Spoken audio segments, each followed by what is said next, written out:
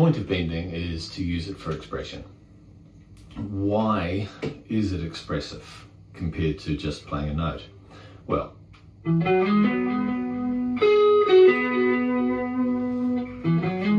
right, that's On Your Way, Sweet Soul, Andy Timmins. Yeah, that's okay.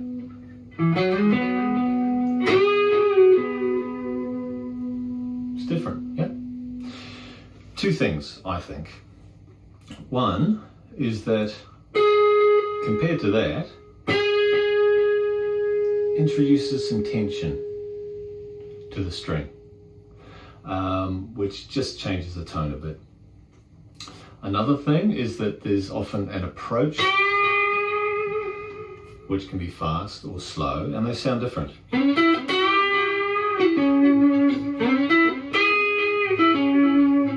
Yeah. And finally, if you're just playing a note, it's a fretted instrument, that's the note you've got.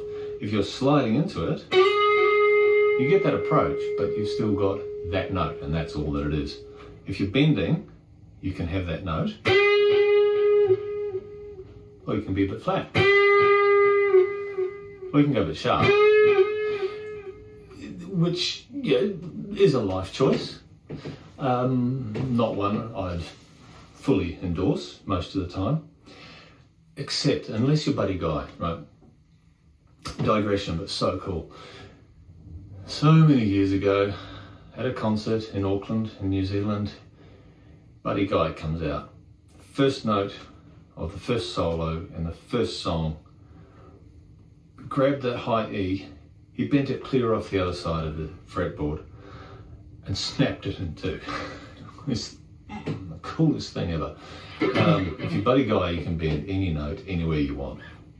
Most of us though, on pitch, or if you want to, slightly flat. Not being slightly flat because you're not getting there and you don't know how to get to the right note. That's why you want to do a lot of practice. And listening actually. I missed that in the last video, but listening. You can do ear training practice courses, there are many out there. Or, what I reckon, listen to lots of music, but pre-auto-tune music, please. And this is where I got into thinking the other video, the B string video.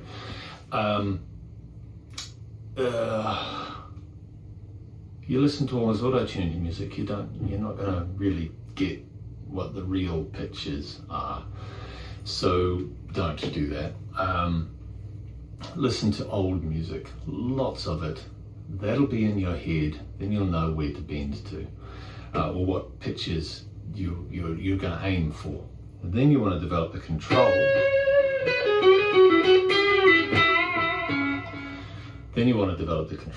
And then you can play with the pitch. So, bending. One of the things is just the oomph that it gives. Another is that the approach to the note can be a whole lot of different things. You can go straight there, or you can go and usually shake it. Anywhere in between, and each of those gives a different feel to it.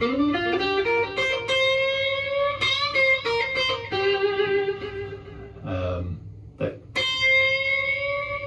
slow bend is very different from if Blackmore had just gone.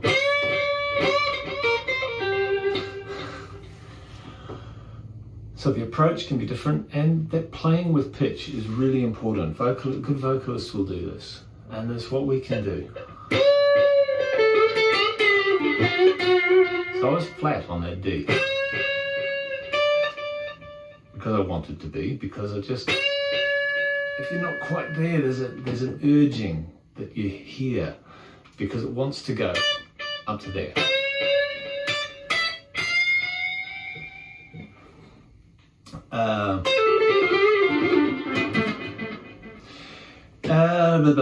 Yeah, so playing with the pitch is actually a really good thing to mess around.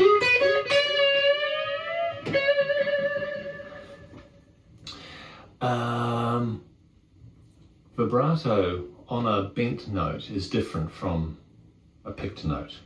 Okay, so say this E flat. I'm going sharp and back to the note. But if I'm going around the note, it's very different.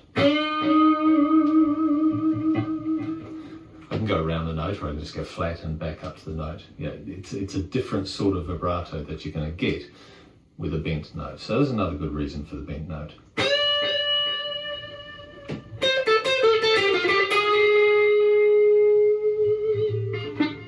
But a trap to fall into is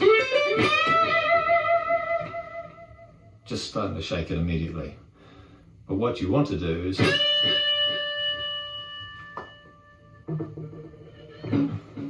so just as it's almost as it's dying away.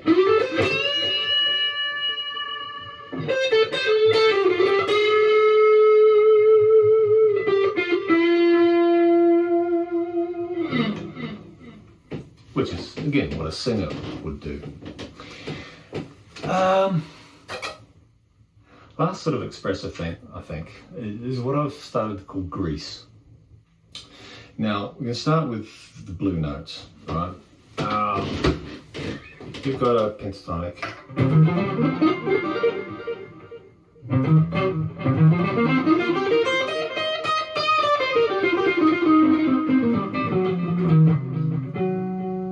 That a blue note? Flat 5?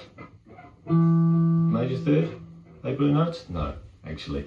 They're additional notes, but the blue notes are in between. So just getting that flat 7 up, getting the 4th up, getting the flat 3rd up.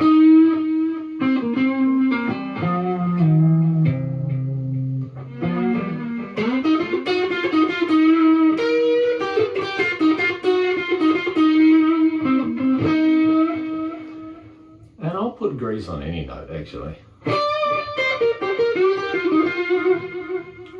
Maybe not the 5th, because then you're getting up towards the minor 6th, and that's not necessarily going to be nice. But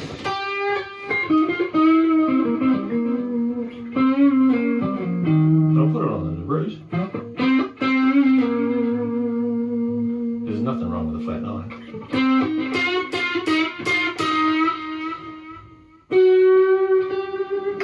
On the flat 5, yeah. So just wiggle everything. Give it some grease.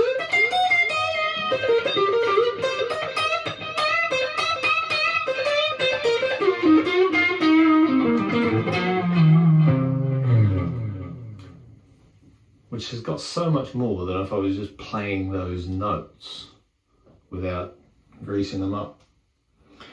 So there's bending, okay? Recap from the last one, you've got to have a reference pitch, bend up to it.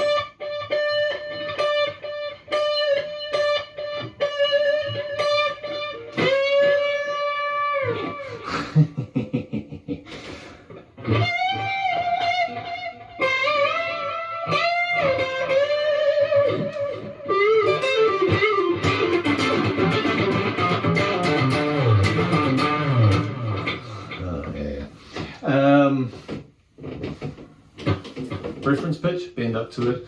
Multi-stage bends like that one. Wide bends. Why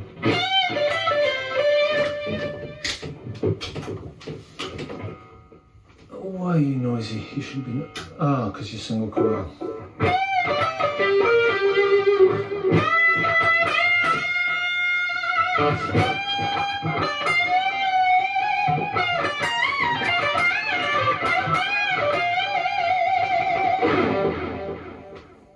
Right.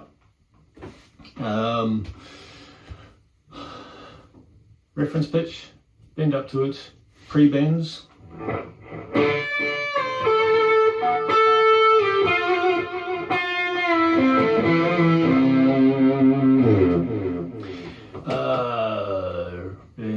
Multi-stage bends, wide bends, and grease.